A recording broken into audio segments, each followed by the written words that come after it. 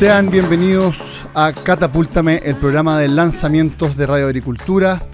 Hoy día nuevamente queremos dar una señal de que si usted tiene un proyecto que usted sospecha que nació para esto, ese se llama el proyecto de su vida y usted lo que está llamado a hacer es a poder lanzar ese proyecto en Catapúltame, el programa de lanzamientos de Radio Agricultura. Estamos hoy día con Valentina Llanos. Bienvenida, Valentina. Hola, Andrés. Hola, ¿cómo están? Y estamos con Bárbara Bedwell. Bienvenida, Bárbara. Muchas gracias, feliz de estar aquí. Bárbara nos viene a presentar su libro. Nuevamente tenemos un lanzamiento de libros en el programa de lanzamiento de Radio Agricultura. La vida que anhelas está en tus manos. Bárbara, estamos felices de que lances tu libro con Catapúltame, el programa de lanzamiento de Radio Agricultura, y yo creo que lo primero que podríamos hacer es apretar aquí el botón para que desde ahora en adelante la campaña esté disponible para nuestros auditores. ¿Te parece bien? Perfecto. Así que 5, 4, 3, 2, 1, listo. La campaña ya está activa en las pantallas de catapúltame.com y con eso vamos a poder participar de la preventa de este libro, ¿cierto? Sí. ¿Cuál es la idea de esto? ¿Por qué se te ocurrió escribir este libro? ¿Cuál es la historia detrás del lanzamiento? Bueno, primero que todo quiero aclarar un puntillo. El proyecto que yo quiero lanzar ahora es la segunda edición del libro. Perfecto. Porque gracias al universo la primera edición se agotó, fue muy exitosa. Yo soy una autora chilena independiente, perfecto, autopublicada. Así que con mucho pulso, a puro corazón, se vendieron las 300 unidades de la primera edición. Y por supuesto que mi anhelo ahora es llegar a más corazones, tocar más vidas, acompañar a más personas en su proceso de aprendizaje, de sanación, de transformación. Y para eso necesito una segunda edición. ¿Y eso parte de un proceso tuyo? ¿Estás tú inspirada en tu propia historia? Claro que sí. De hecho, el libro es un libro de crecimiento personal, de autoayuda, de espiritualidad, que aúna conocimientos teóricos de metafísica, conocimientos, digamos, trascendentales de Oriente, de milenarios, y también conocimientos contemporáneos de autores de crecimiento personal de hoy en día. Pero todo eso va ligado con un hilo conductor, y ese hilo conductor es mi propia experiencia, mi propio camino de aprendizaje y sanación. Y como pueden ver ustedes en la portada del libro, la flor de loto es muy representativa, es muy simbólica, porque no sé si ustedes saben, pero la flor de loto es una flor que emerge y nace y florece en un pantano oscuro y putrefacto. Entonces, un poco la simbología del libro es que mi camino fue un poco así, de estar en un rincón oscuro, sin ver luces, sin saber hacia dónde ir, como cuando ves todo negro y no sabes para dónde ir, y emerger y florecer a la persona que soy hoy, que es capaz de transmitir su historia y de compartir y de acompañar a otros con el libro. Tenemos un libro con letra grande, un libro que tiene hartos dibujos. Pese a la letra grande y los dibujos, tiene 295 páginas y los capítulos son Introducción, Dios, Leyes Universales, La Mente, El Poder de la Palabra Hablada, Éxito, Abundancia, El Poder de la Oración, Paz, Meditación, Mantras, Hábitos Milagrosos, Autoestima, Mensaje de Despedida y Agradecimiento. ¿Sabéis qué se me parece a un libro que se llama Cómo hacer que te pasen cosas buenas? Claro que sí. ¿Puede ser o no que tenga algo que ver con eso? La idea del libro, como su nombre lo dice, es saliéndonos del cliché del empoderamiento femenino, que quizás está un poco manoseado el término. La idea del libro es invitarte a recuperar tu poder personal, a reempoderarte para tomar las riendas de tu vida y dejar de culpar al universo, al jefe, a la esposa, al esposo, a los hijos, a los padres por la vida que tú llevas. En el fondo es recuperar ese poder de manifestación creador que todos tenemos. Y si tú eres capaz de saber, recordar ese poder, tú puedes crear y manifestar la vida que anhelas. Entonces, todos los capítulos están basados en eso, porque ¿qué es lo que todos anhelamos? Felicidad, plenitud, salud, abundancia, una buena relación con nuestra espiritualidad o con la divinidad.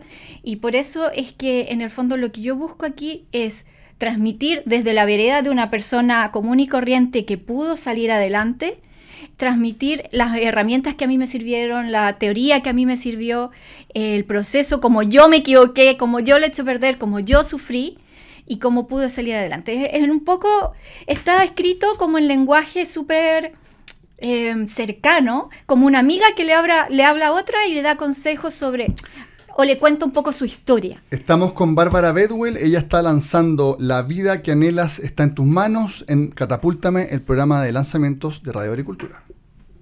Bárbara, cuéntanos un poco cómo han sido estas, como desde tal vez el punto de quiebre que tal vez tuviste en tu vida y que te motivó después a empezar a escribir este libro. ¿Cómo fue ese proceso? Cuéntanos un poco. Bueno, el proceso fue que este libro es la culminación de como alrededor de una década de aprendizaje, de crecimiento personal, de sanación, después de rendirme. De rendirme a darme cuenta de que yo luchaba en este mundo como una polilla que se golpea contra un cristal tratando de encajar en un sistema que no era para mí. Entonces, durante mucho tiempo me hice mucho daño, porque por supuesto cuando tú te golpeas contra un vidrio incesantemente y piensas que eres fracasada, que todo te sale mal, que poco menos que la vida te desprecia o que el mundo no te aprecia, lo pasas pésimo. Entonces, desde ese lugar oscuro, y lo digo con toda franqueza y desnudando, digamos, mi intimidad, desde ese lugar donde piensas, ¿qué estoy haciendo aquí? Estoy malgastando aire, mejor no existir. ¿Para qué existo, digamos? ¿Para qué estoy aquí? Claro, la falta de amor propio en el fondo. De ese lugar en el cual tú piensas que no vales nada, porque el sistema te hace creer que tú no encajas y por ende no vales. Que el éxito es determinadas cosas y si no las tienes, eres fracasada. Bueno, muchas frustraciones del ser humano. Mucha frustración, mucho ese sentimiento, bueno, ese famoso síndrome del impostor que todos hemos vivido, pero más allá de eso, una sensación de fracaso total, de cómo le fallé a mis padres, no sirvo para nada, básicamente desde esa vereda en el que te gustaría dejar de existir. Salgo adelante por X razones. Hay un punto de inflexión que si quieres te lo cuento, no sé si tenemos. Si usted está escuchando este programa y siente que le falló a sus padres, siente que no vale para nada, no, lo digo en serio, siente que es una pérdida de oxígeno que usted esté viviendo, porque hay un montón de personas que están pasando tiempos difíciles. Tenemos el testimonio de Bárbara Bedwell, que está lanzando la segunda edición de su libro, La vida que anhela está en tus manos, para tratar de empoderarte, para tratar de realmente buscar la luz, tratar de encontrar el sentido. Nosotros hicimos este programa pensando en eso, en que las personas puedan convencerse de que hay una razón por la que vinieron a este mundo, y hay un concepto que siempre decimos acá, que se llama el conócete a ti mismo, ¿cierto? Claro que sí. Y el tratar de... Nosotros primero decimos conócete a ti mismo, después encuentra lo que te gusta hacer, encuentra lo que el mercado valora de lo que tú haces y encuentra lo que eres buena. Entonces, en ese triángulo del medio, entre estas tres círculos de lo que te gusta, lo que el mercado valora y lo que eres buena, la idea es que uno se realice. Entonces, qué interesante, porque lo que estás haciendo tú hoy día, Bárbara, es que estás construyendo un paso por detrás. Estás preparando a la gente para que dé fruto. Entonces estamos hablando de que nosotros vivimos en un mundo que tiene 4 estaciones: invierno, verano, otoño, primavera. Las vidas también de los seres humanos, dado el mundo en el que estamos insertos, tienen 4 estaciones. Hay veces en las que uno no ve la luz. Tanto estos clichés de que al final del día el momento más oscuro es justo antes de que salga el sol y todas esas cosas. Pero al final lo que es interesante es que tú me decís, mira, tú haz la pérdida, aprende a vivir el duelo, aprende a combatir y a vivir con estos sentimientos de baja autoestima, de que uno es una pérdida de oxígeno, que le falló a sus padres, etcétera, para prepararte, para poder conocerse a ti mismo y seguir la senda de dar fruto. Exactamente, de hecho la aceptación, que suena como algo bastante fácil, es una cosa bastante desafiante. A mí una de las cosas... Bueno, y quiero rescatar lo que mencionaste porque es exactamente, ese fue mi punto de inflexión cuando me pregunté a mí misma, primero, ¿qué me hace feliz y para qué soy buena? Y uno podría pensar que es una respuesta pero obvia, que va a saltar a la vista. Y es bastante desafiante para mucha gente, lo fue para mí, así como también fue muy desafiante aceptarme y aceptar que yo era distinta. porque ese ser distinta por mucho tiempo, y eso generó creencias limitantes que arrastré por muchos años, eso generó una frustración muy grande porque la gente te dice, es que tú eres rara, es que tú eres inestable, es que nunca vas a ser feliz porque no te conformas con nada, pero es que eres una persona poco productiva, digamos, porque no estás en el sistema produciendo en esa máquina en la que nos enseñan a vivir. Entonces, cuando yo acepté que ser distinta y que tener tantas ideas y que querer hacer tantas cosas y comerme el mundo era bueno, que yo era una persona extremadamente creativa y que estaba bien, y que ser creativa y querer hacer muchas cosas distintas no era un defecto, sino que más bien, por el contrario, era una gran virtud, de ahí empecé a florecer. Y un punto de inflexión básico, así como ya quizás más puntual, fue dentro de este proceso de estar sin trabajo, sintiéndome mediocre, fracasada y todo. Dije, necesito hacer algo para sentirme mejor, y tomé un curso de fotografía. Esto es una anécdota, ¿ya? Que la cuento en el libro. Tomé un curso de fotografía, que era algo que yo siempre había querido hacer, gratis en la municipalidad. Y bueno, entre medio de tantas conversaciones con la profesora del curso, ella comentó que ella vivía de hacer clases de fotografía y que tenía un departamento y que era muy feliz y que todo.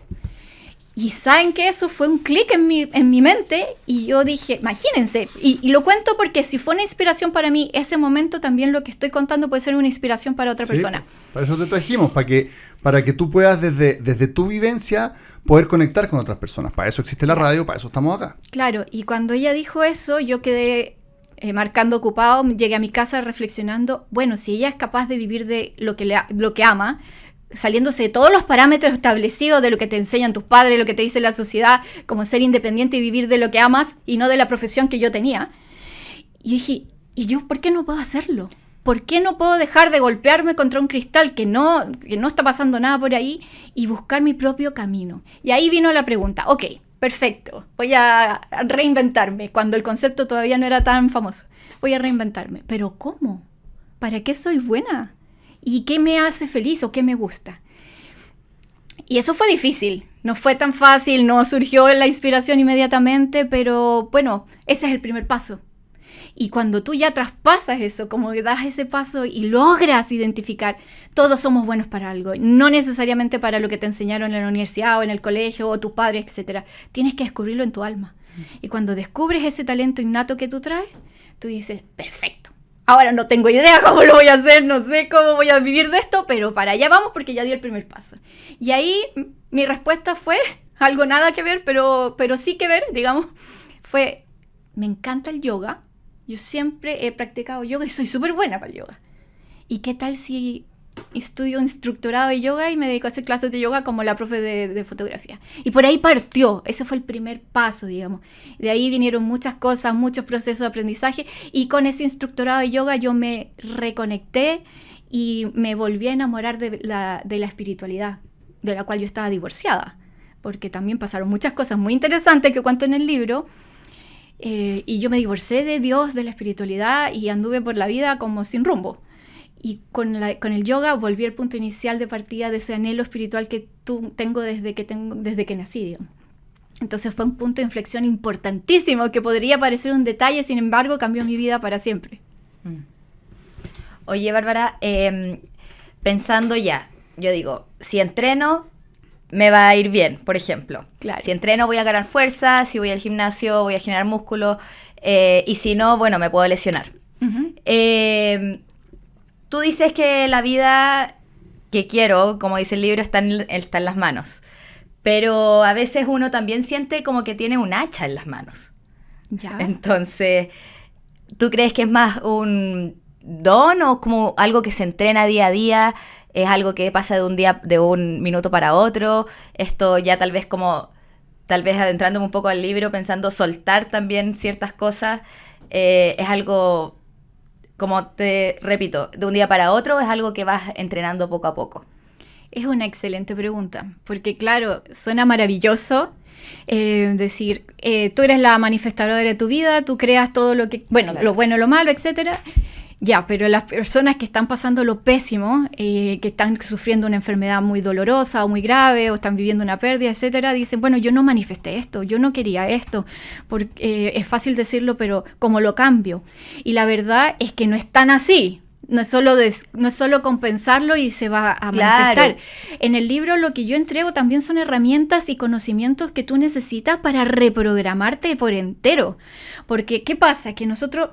No quiero alargarme mucho con esto, pero todos los seres humanos insertos en este sistema en el que lamentablemente suena duro decirlo, pero somos peones, digamos, engranajes de una máquina, no nos enseñan o no nos educan para ser independientes, para luchar, o sea, para vivir de nuestros sueños, para identificar nuestros talentos y vivir de ellos. Para eso no nos educan. Entonces nos programan con muchas creencias limitantes y sin querer nuestros padres y las personas que nos crían en nuestra infancia sin querer transmiten las mismas programaciones negativas que tuvieron ellos. Entonces no es llegar y con solo quererlo va a cambiar tu vida. Hay que hacer un proceso, hay que aprender técnicas, hay que reprogramarte por completo. Creencias limitantes, reprogramar tus hábitos diarios. Hay un capítulo que se llama Hábitos Milagrosos. Y habla de eso porque no es solo tu cuerpo, o sea, no es solo la mente, es el cuerpo, son las emociones. Hay muchas cosas que tú tienes que hacer. Pero obviamente el primer paso es creer que puedes, saber que la vida no te sucede, sino que tú la creas. Que no es las circunstancias externas y la mala suerte la que gatillan la vida que tú tienes, sino que tú eres capaz de mejorarla o de empeorarla. Eres el arquitecto de tu propio destino. Eres el arquitecto de tu destino, claro que sí. Acá dice, sin duda es valioso y un gran desafío conocernos tal como somos, pero luego de eso debemos trabajar en conocer cómo debiera ser nuestra mejor versión para continuar esforzándonos sin descanso y llegar a eso. O sea, ¿podríamos decir que este es un libro de autoayuda? Es un libro de autoayuda. En el que te ayuda a conocer la mejor versión de ti mismo. Claro que sí. Qué bueno partir el año con este tipo de mensajes, sí. ¿Cierto? Porque al final del día son empoderamiento de decir, oye, ¿sabes qué más? Lamento decirte que tu destino para bien o para mal depende de ti. Claro que ¿ya? Sí. Entonces, ojalá preocúpate de lograr ser tu mejor versión, porque tiene una cierta cantidad limitada de tiempo en este mundo. Y hay una marca de ropa que ocupa un claim que dice, haz todo lo que puedas para ser feliz porque te vas a morir. Y yo me acuerdo que la otra vez las personas que ya empiezan como con preguntas más sofisticadas a la inteligencia artificial, uno le preguntaba, le decía, ¿qué es lo que ves tú en los humanos? Como una pregunta que en base a lo que le preguntan todas las personas, que eso es interesante porque es como creative knowledge. Y dice, la gente vive como si nunca se fuera a morir. Las personas que me preguntan cosas, que hacen cosas acá, jamás consideran que se van a morir. Y eso está confirmado, que nos vamos a morir. Entonces como que es como raro vivir como si no nos fuéramos a morir. Estamos hablando con Bárbara Bedwell, lanzando el libro La vida que anhelas está en tus manos en Catapúltame, el programa de lanzamiento de Radio Agricultura. Vamos a una pausa y ya volvemos.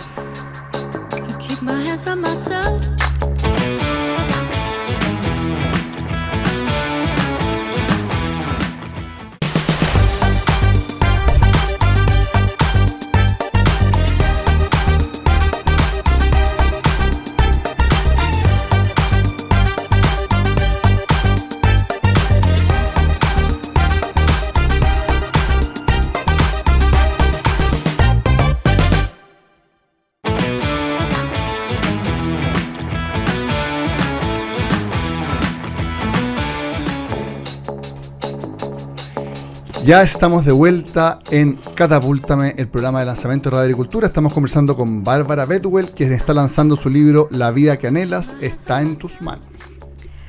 Nació en Venezuela en la década de los 80. De padres chilenos, llegó a vivir a Chile a la edad de 10 años. Desde entonces, sus grandes pasiones fueron los viajes y la escritura. Hoy, después de una vida llena de altibajos, aventuras y aprendizajes con varios escritos inéditos no publicados, nos trae su primera edición, La vida que anhelas está en tus manos, para acompañarnos en nuestro camino de autoconocimiento y evolución. Cuéntanos un poco de tu infancia. que vienes de Venezuela, cómo estuvo tu infancia allá, comparada acá también. Claro que sí. Bueno, la verdad es que no tengo tanto recuerdo de mi infancia, eso es un tema interesante ahí de abordar, pero claro, mis padres vivían en Venezuela y mi hermana y yo nacimos allá y yo tuve una infancia muy feliz, la verdad que no tengo recuerdos negativos en ningún caso. Y cuando mis padres empezaron a echar mucho de menos a su familia, porque estábamos prácticamente solos allá, digamos, era mi núcleo familiar, eran mis dos papás y mi hermana, nos devolvimos, o ellos se devolvieron a Chile y comenzó mi vida aquí, y que, en verdad, yo soy más chilena que los porotos, porque llevo 35 años en Chile, amo Chile y para mí es mi hogar, mi país. Pero como te digo, mi infancia fue muy buena y sí... No lo exploro en profundidad en el libro, solo lo menciono y probablemente lo hable en un segundo o tercer libro, porque esto es aprovecho de decir que mi idea es una trilogía, una trilogía de libros. El segundo se va a llamar La salud que anhelas está en tus manos. Pero bueno, lo que quería decir es que sí sufrí bastante bullying cuando yo era niña. Digamos, mi infancia fue feliz en mi hogar. En mi hogar yo era muy feliz, pero en el colegio no era tan feliz porque... no sé, yo debo haber sido rarita desde niña, porque siempre era la que aislaban, la que no tenía muchas amiguitas. Tengo recuerdo de haber estado comiendo solita en el recreo, de estar jugando solita en el recreo. Y lo voy a contar como anécdota, no sé si viene al caso, pero yo como llegaba de repente llorando a la casa, mi mamá me decía, no te preocupes, que aquí las niñitas son raras, pero vamos a volver a Chile y en Chile las niñitas son súper buenas. En Chile las niñitas son ¿cómo me decía mi mamá? Son ingenuas, son tiernas. Cuando vayamos a Chile va a cambiar la vida, vas a tener muchas amiguitas. Llegamos a Chile. ¿Qué fue lo primero que me pasó en el colegio? Las niñas me empezaron a tratar, me decían negra boliviana. Ese era su insulto.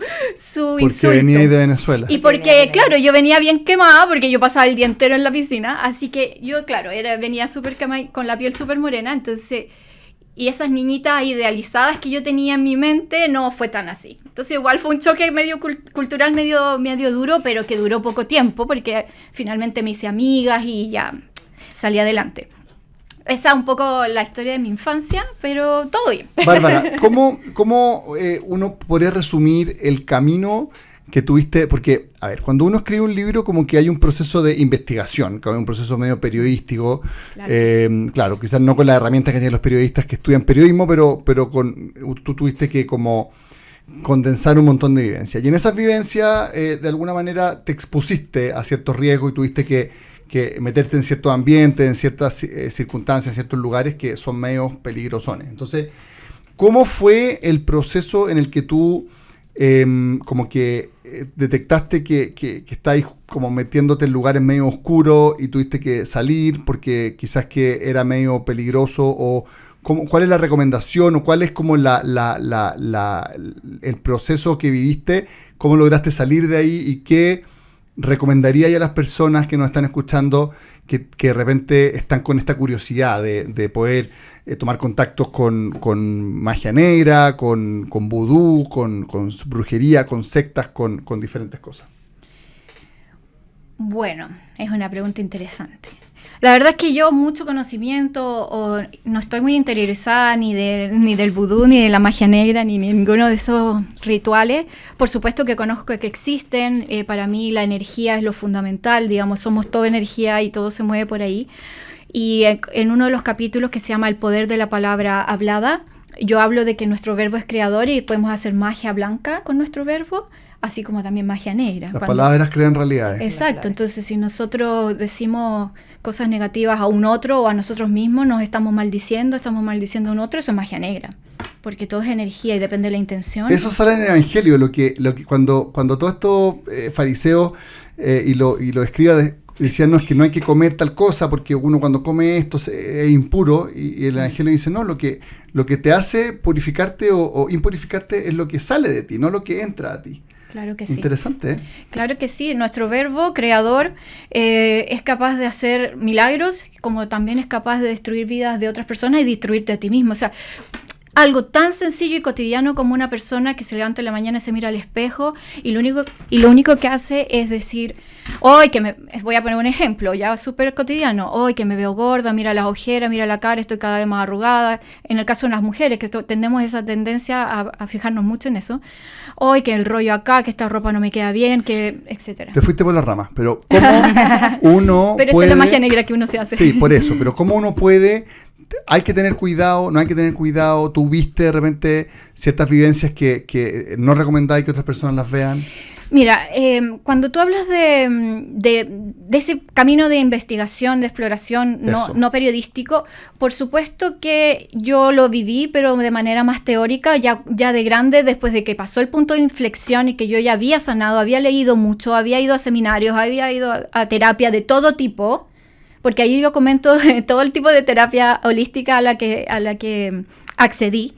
Y bueno, y vino ahí la inspiración de decir, bueno, ¿cómo ayudo a otras personas que no tienen acceso a esta terapia o a este seminario, a leer este libro? Y ahí nació la inspiración de compendiar todo, de hacer un pequeño compendio de todo ese conocimiento en un solo libro. Pero sin la ambición del libro y sin eso tenerlo en cuenta, porque muchos años antes, como yo tenía una gran inquietud espiritual, cuando yo era adolescente... No, todo parte cuando tenía 13 años. Mi abuela paterna nos empezaba a hablar de una escuela esotérica donde ella asistía. Se llamaba La Gnosis. Bueno, me voy a meter aquí en cosas, pero bueno. Y a mí me llamó mucho la atención. Fue y yo le dije, yo quiero ir, yo quiero conocer sobre eso. Y me dijeron que por supuesto que no, porque yo tenía 13 años, era una niña chica. Entonces me negaron esa posibilidad. Y con el paso del tiempo, cuando ya fui más grande, a los 17 años, volví a insistir que quería conocer sobre la gnosis, y ahí me permitieron ir. Y ahí fue cuando empezó mi camino de aprendizaje, no religioso, sino que esotérico. Y si bien es cierto, no tiene nada de secta ni nada de eso, sí era un lugar donde aprendí mucho, pero también sufrí bastante. Fui muy feliz, pero tuve muchas desilusiones, que los cuento en el libro.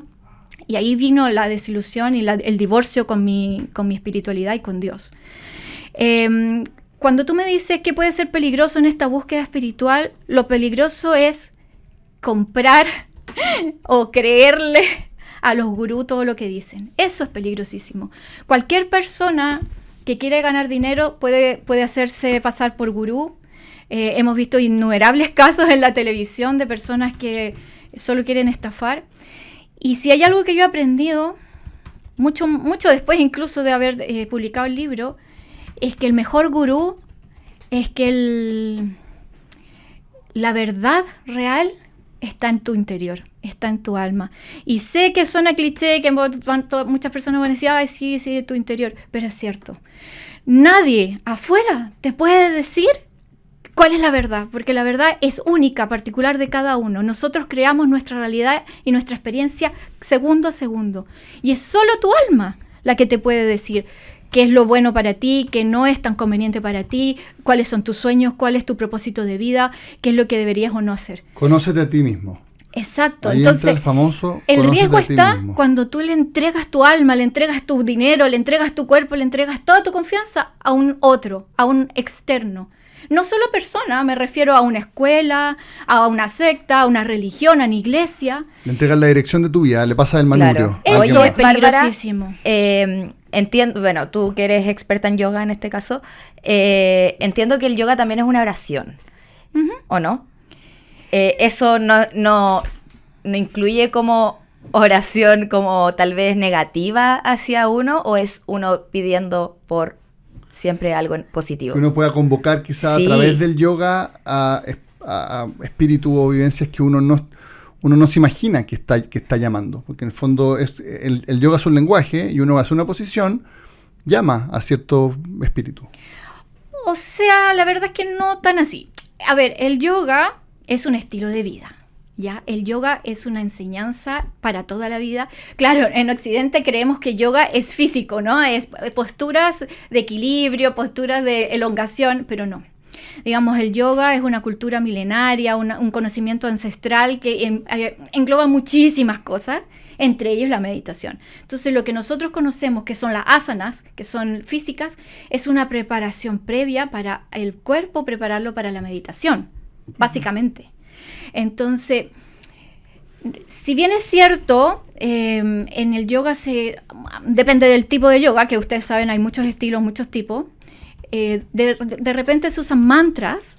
Los mantras son repeticiones de palabras sánscritas. Sánscrito es el lenguaje, el primordial de la humanidad, el lenguaje de la divinidad de los dioses, un lenguaje hindú o indio, proviene de Oriente.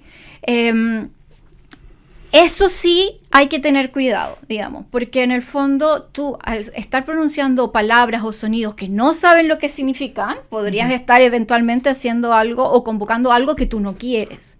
Yeah. Yo en el libro tengo un capítulo que habla de mantras, así que tampoco no puedo decir nada en contra de eso, porque yo sé que los mantras son palabras de poder que te sirven para movilizar la energía, abrir canales, etcétera. Pero tienes que saber qué significa lo que estás diciendo, qué estás repitiendo, qué estás invocando. O sea, si entendí bien, uno al hacer yoga repite ciertos mantras. Y al repetir ciertos mantras puede convocar a cierto espíritu o puede pedir ciertas cosas, puede declarar ciertas cosas. Y en el fondo eso, después, si se manifiesta y no sé, y uno termina en una situación que no se esperaba y tú decís, pero es que yo no quise, pero ¿cómo que no quisiste? Si tú mismo estás diciendo eso o tú mismo estás haciendo eso. Entonces, en el fondo, uno tiene que tener mucho ojo de cuáles son los mantras y cuáles son lo que está haciendo, porque en el fondo finalmente se ve como un ejercicio de la voluntad. Claro, o sea, más allá, o sea, el yoga per se, para que no se asusten las personas pueden ir a practicar cualquier tipo de yoga que no necesariamente involucra hacer un mantra. El mantra es una repetición con una vibración, ¿no es cierto? Una frecuencia que busca calmar la mente, ¿no? Y busca a lo mejor conectar con una energía específica, ya sea de la abundancia, de la salud, etcétera. Pero eso no está intrínsecamente ligado al yoga. Puede que esté o puede que no esté. Puede ser que personas vayan solo a hacer yoga para tener una mejor fuerza, elongación, ¿Te fijas? O quizás para liberar tensiones o estar más calmado. ¿Tú haces yoga, Valentina? No, yo hago pilates. Yo he escuchado que el pilates, no quiero gastar mucho tiempo en esto, es más seguro a nivel espiritual que el yoga. Así conceptualmente. Lo que pasa es que, como yo te digo, el yoga no es el yoga. Hay distintos estilos de yoga, unos mucho más espirituales que van al mantra, que van a la meditación, que van a la mente, a la energía, y hay otros que son netamente físicos. Claro. Para superar el tema, podemos decir que el yoga espiritual puede tener ciertos riesgos. Entonces hay que tener ojo con ejercicios de yoga. Al final hay que saber lo que uno está diciendo. Yo creo que el yoga no tiene riesgo. Lo que tiene riesgo es repetir mantras, ya sea en cualquier idioma que uno no conozca. Porque puedes decir un mantra en chino y tú dices, ¡ay, qué linda está! Bueno, esto es una anécdota. Yo veo unos videos de repente y hay una persona que se dedica a traducir los tatuajes que se hace la gente en letras chinas. Y se tatúan cualquier cosa, no tienen idea de lo que se tatúan. ¡Ay, qué linda estas letras, estos símbolos! Y no tienen idea de lo que es. Eso es lo mismo que repetir unas palabras en un idioma que tú no conoces y tú no sabes lo que estás invocando. Pero va por ahí. No tiene tanto que ver con el yoga, sino más bien con lo que es repetición de mantras en cualquier idioma, sea sánscrito u otro, que tú no sabes lo que estás diciendo. Usted, en general, no diga cosas que no sabe lo que está diciendo, porque puede estar diciendo una burrada. Exacto. No se tatúe unos símbolos chinos, japoneses, coreanos, sino dice, soy un imbécil. Claro, pero de verdad es que es muy, que diga muy gracioso. Según tú. Claro, es muy gracioso las cosas que se tatúa la gente sin saber. Sí, está interesante, porque la verdad es que puede ser que todo como este riesgo del yoga tenga que ver con eso. Claro que sí. Y tenemos que hacer una pequeña pausa, pero solamente para introducir el tema del siguiente bloque. Yo creo que vivimos en una guerra ideológica, ¿ya? Pero este programa no tiene componente ideológico, entonces no lo vamos a abordar. ¿Vivimos en una guerra espiritual? Muy buena pregunta. ¿Tú crees que vivimos en una guerra espiritual? Lo conversamos. La pregunta es, en el fondo, ¿están los buenos y los malos espiritualmente? Y uno tiene que tener cuidado porque hay alguien que quiere que a uno le vaya mal con su espíritu y te van a hacer zancadillas y todo. Bueno, estamos conversando con Bárbara Bedwell. Estamos lanzando en Catapulta, en el programa de lanzamiento de Radio Agricultura, el libro La vida que anhelas está en tus manos. Nos acompaña Valentina y Bárbara en el estudio de Radio Agricultura. Y acuérdese que usted puede entrar a catapultame.com y en la página principal está la preventa de este libro, porque este es un programa interactivo en el que usted puede participar de este programa adquiriendo, en este caso, el libro, que es la segunda edición de Bárbara Bedwell. Vamos a una pausa y ya volvemos.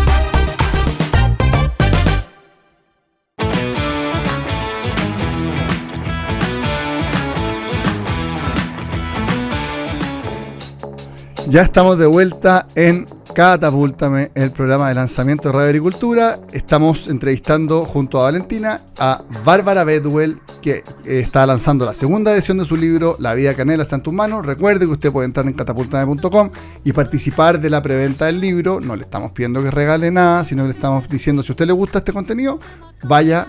Y si a usted le gusta este contenido, nos puede escribir por WhatsApp o por Instagram o por escribiendo agricultura@catapultame.com.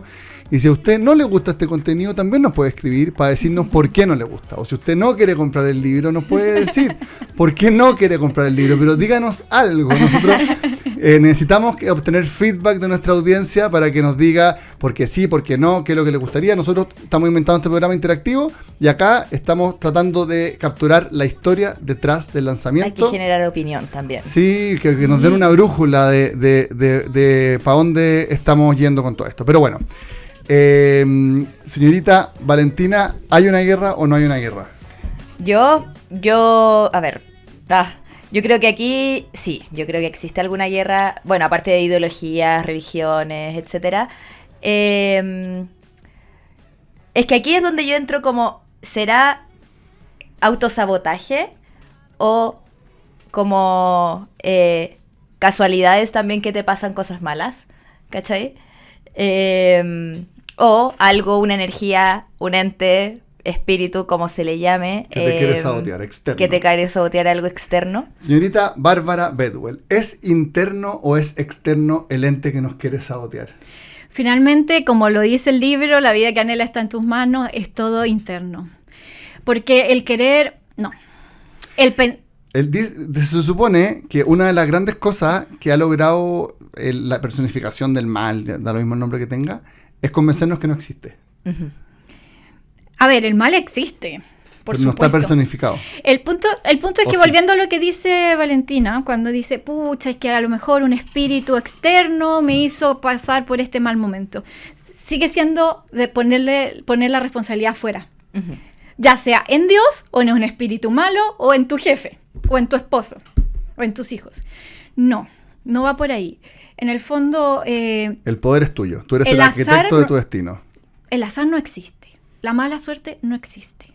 Por lo menos esta es mi creencia, ¿no? Yo no tengo la verdad absoluta, yo estoy hablando desde mi conocimiento y desde lo que yo creo. Pero en el catolicismo dicen que para que se configure la responsabilidad tuya, tienen que haber 3 elementos: pleno consentimiento, advertencia y materia grave. Uh-huh. Entonces, en el fondo, acá está todo el tema de Adán en el paraíso con la serpiente que le dijo, mira, es que te dijo que comiera y todo. Finalmente, la responsabilidad es tuya. O sea, si tú no tienes pleno consentimiento, si no tienes advertencia, o sea, ya tenés que saber lo que estás haciendo, tienen que decir que está mal, lo que estás haciendo tiene que ser grave.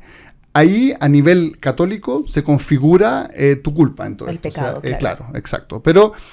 al final, de lo que tú viste, de lo que tú recorriste, de lo que tú investigaste, cuando llegas a escribir este libro precioso, con colores bonitos, con unos colores que llaman las ganas de leerlo, diciendo antes que la flor de loto crece en un pantano, y que en realidad uno puede nutrirse de todas estas cosas malas y finalmente igual tirar una flor preciosa, aunque viva en un pantano.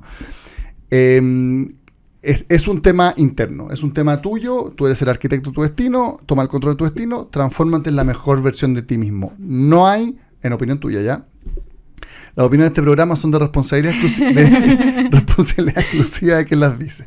No hay intervención de terceros, de una fuerza, de alguien que te quiera tratar de condenar, que te quiera tratar de hacer caer, que te quiera tratar de confundir, que te quiera tratar de... Ok, vamos a hacer ahí un paréntesis. Ya, a ver, volviendo al tema de que... Perdón. A ver, primero que todo, con respecto al catolicismo, no quiero meterme ahí. Yo fui una persona extremadamente católica de toda mi infancia, muy religiosa. Etapa superada. Etapa muy superada, porque el tema de la culpa es absolutamente negativo. El tema de la culpa es una programación negativa que nos inculca la religión para mantenernos sometidos. Ya. ¿Sí? Para que pierdas y olvides ese poder personal que tú tienes. Entonces, la culpa no es lo mismo que asumir tu responsabilidad. Responsabilidad es decir, ok, yo soy el arquitecto de mi destino, yo tengo la vida que anhelo en mis manos, o también las soluciones que a mis problemas en mis manos, aquí, dentro de mí. Pero la culpa busca otra cosa. La culpa busca someterte, victimizarte, hacerte débil, para que actúes sin tu voluntad. Porque cuando tú actúas mediante la culpa o gatillada por la culpa, probablemente vas a hacer algo que no anhelas, que no es la guía de tu corazón. Estás actuando porque un otro te está manipulando. La culpa, ese otro puede ser religión o puede ser el sacerdote o tu pareja, digamos. Porque la gente que te manipula, la mayor herramienta es la culpa. Estaba cerrada esa etapa, así que... Ya, lo que voy yo es lo siguiente. Tú me preguntabas, ¿existe la guerra entre el bien y el mal? ¿Existe el mal? Yo voy a hablar desde mi vereda, desde lo que yo creo. Por supuesto que existe el mal. Y vivimos en un mundo que desconocemos. Vivimos absolutamente dormidos. Yo no sé si ustedes han escuchado el tema de que vivimos una Matrix. No sé si vieron la película Matrix 1, 2, 3 y 4. O sea, yo encuentro mucho más natural vivir una Matrix que estar en un asteroide que gira a 30.000 kilómetros por hora metido en un espacio negro. Claro, y solo se supone que uno está tranquilo y que no escucha nada. O sea, sería bastante más tranquilizador decir que estamos en una Matrix que pueda explicar la realidad. Porque, francamente, yo creo que basta pensar un poco para que la existencia humana y el poder vivir en el día a día en Santiago de Chile, comer, respirar, hidratarse y existir es algo súper improbable y es algo que uno se lo cuestiona un poco y no tiene mucho sentido a nivel de la explicación que tenemos. Igual la ciencia ayuda un montón y estamos más o menos tranquilos de que va a seguir brillando el sol y todo, pero es una coincidencia y es todo una serie de casualidades que da para pensar que no se basta a sí mismo. Es curioso. O sea, a lo que voy con esto, no me quiero alargar, pero como cuando me dicen, es que vivimos una Matrix, me da lo mismo. O sea, ya la otra respuesta que tenía antes de que me digan que vive una Matrix, la encuentro igual o más compleja que la Matrix. Entonces, ya sea que sea la Matrix o ya sea que sea este asteroide que está girando en la Vía Láctea, es igual de poco tranquilizadora la respuesta. A lo que voy yo con el tema de vivir en una Matrix y de la película misma como ejemplo gráfico para como poder visualizar algo que es muy complejo, es el tema de que vivimos dormidos, ¿ya? Sin conocimiento de una realidad que está allá afuera, pero como lo muestran en la película, nosotros estamos como en este simulador donde cada uno tiene su vida, su trabajo, su familia, su casita, sus cosas, ¿no? Da lo mismo, desde el más millonario hasta el más pobre. Esa Matrix es un programa que tú estás viviendo, ¿no? Eso no necesariamente, y vuelvo a insistir, esta es mi visión, no necesariamente es la realidad. Porque hay una realidad allá afuera que desconocemos. Y esa realidad que está allá afuera es tan dolorosa, quizás tan fea, tan horrible, que como en la película te dan la opción. ¿Quieres conocer la verdad y saber cosas muy dolorosas y horribles de esta vida? ¿O prefieres vivir en tu simulador y seguir con tu vida tranquila? Claro. Es decir, tú puedes elegir seguir dormido, sabiendo que estás dormido, no importa, como dices tú, yo sé que estoy en una Matrix, pero a mí me tranquiliza saber que estoy en una Matrix. Exacto. Es tu opción. O tienes la opción de decir, ok, yo estoy en una Matrix, pero quiero salir. Quiero saber la verdad. Con las consecuencias positivas y negativas. Con las consecuencias, que puede tener. Y una de esas consecuencias es enterarte de cosas muy y dolorosas. Y ya no puedes volver para atrás. Y de esa maldad, pongámosle entre comillas, de ese lado oscuro que está... porque hay dos fuerzas, por supuesto, hay dos fuerzas, el bien y el mal. Pero nosotros visualizamos el bien y el mal dentro de nuestra Matrix. El asesino es malo y la persona generosa es buena. Eso es nuestro Matrix. Y eso es lo que vemos, el bien y el mal. Pero hay un mal mucho más allá. Ahora, que ese mal intervenga en mi vida y me haga zancadillas o sabotaje, como decías tú, sí, pero de una manera indirecta. Porque una de las leyes universales fundamentales que nadie, ni siquiera el diablo, puede transgredir es la ley del libre albedrío. La otra vez conversaba con una persona y me decía, no, porque nos están espiando no sé quién. Yo decía, ¿quién te va a querer espiar a ti? Compadre, ni que fuera muy interesante nuestra vida para que alguien nos espíe. Mira, yo no voy a entrar ahí porque yo soy de las teorías conspiranoicas. No, ya, pero se muere de hambre. Mi espía se va a morir de hambre a los 6 meses porque no tiene nadie a quien venderle lo que hago. Es más fome mi vida. Lo que pasa es que va mucho más allá de eso porque no eres tú como individuo, sino que eres tú como un puntito en toda la humanidad. Si lo dice en broma esta persona. Pero de todas maneras, el punto es que sí. Cerremos ese tema porque tenemos que ir a otro tema antes de que sacar la entrevista. Sí. ¿El mal puede afectarte externamente? Sí, pero de una manera indirecta. ¿Cómo? Haciéndote tener programaciones y creencias limitantes que te sabotean. No es que viene y la mala suerte o te hace por ejemplo, voy a una entrevista de trabajo y un ente, una entidad negativa externa hizo que te fuera mal. Te hace tartamudo. No es eso. Va mucho más profundo, a la raíz de tu subconsciente, con esos miedos que te programan desde los medios, no quiero meterme ahí. No, lo que hablamos al principio, que te dice que era una pérdida de aire, o sea, claro. toda esa repetición de socavar la autoestima, yo creo, bueno. Exacto. Ya, pero esta conversación lleva 2000 años y todavía no ha logrado llegar a acuerdo, entonces en el fondo nos quedan 3 minutos de reunión, de entrevista. Señorita Valentina. Sí, estamos en Catapúltame. ¿Qué estás buscando tú desde Catapúltame? ¿Por qué estás haciendo este proyecto? ¿Y qué necesitas? ¿Y qué le ofreces tú también a tus colaboradores? ¿Cuál es nuestra cámara, Lucho, para que Bárbara pueda decirle en su cara a las personas por qué tienen que apoyarla? A ver, te van a hacer elegir una cámara, tienes que allá. Ya, mira a los ojos la del medio. Ajá. Sí, la del medio, ya. Directamente a la cámara del medio. ¿Por qué tienen que apoyar tu campaña y qué es lo que obtienen las personas que están apoyándote? ¿Estás pidiendo que regale la plata a la gente, Bárbara? ¿Sí o no? No. Por supuesto que en este mundo energético todo tiene que estar en equilibrio. Y un equilibrio energético significa dar y recibir. Tenemos que aprender a dar y tenemos que aprender a recibir.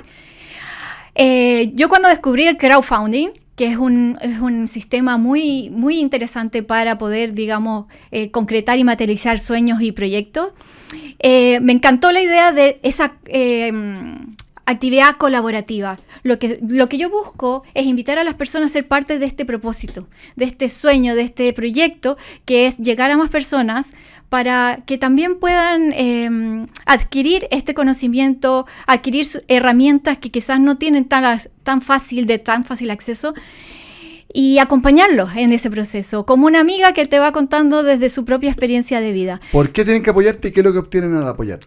Al apoyarme no solo obtienen ser parte de un propósito de llegar a más personas, tocar más corazones y cambiar más vidas, sino que también van a obtener distintos premios y regalos que he pensado con todo mi corazón y con todo mi amor. Entre ellos el libro físico, con una linda dedicatoria, con un lápiz especial inspirador para que escriban sus afirmaciones, para que escriban sus decretos, pero también todas las personas que no estén en Chile y no pueden obtener el libro físico van a tener la oportunidad de tener el audiolibro para escuchar este libro en cualquier parte del mundo, en cualquier lugar.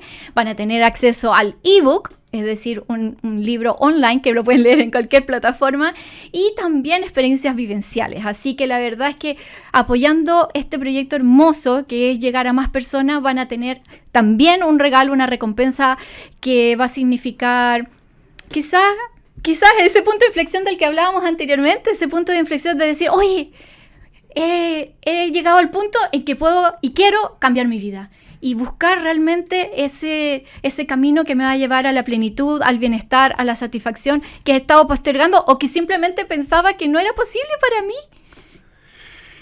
Excelente, está extendida la invitación. Tienes un poquitito de acento venezolano, ¿ah? No. De repente sale un poquitito de acento venezolano. Esa fue la entrevista a Bárbara Bedwell. Muchas gracias, Valentina, por acompañarnos. Andrés. Muchas gracias, Bárbara, Muchas gracias, por hacerte Andrés, presente en los Valentina. estudios. Gracias en el Switch también. Este fue Catapúltame, el programa de lanzamientos de Radio Agricultura.